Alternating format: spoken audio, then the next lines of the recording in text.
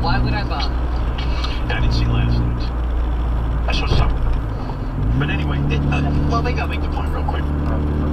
And I said, fuck, to pick with Gary.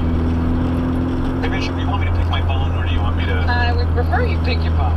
Hey, Gary, what happened yesterday? I had my friend Heidi and Derek come down here. His 5-year-old friend.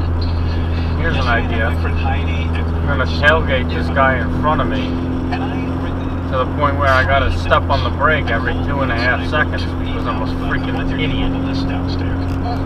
They came in, their names weren't on the list. Christ almighty. They were not. And in fact, she was in a panic. She had text back when the death got in touch. I promise you that, but I'm telling you that I had Jason put them on and Tracy double-checked it. The names were on the list. They got here and they couldn't get upstairs. Dude, my point is there's something wrong with our system. No, the names were on the list. They weren't in the system. When they got to the door, they said hi. She said, my name's Heidi. My name is on the list.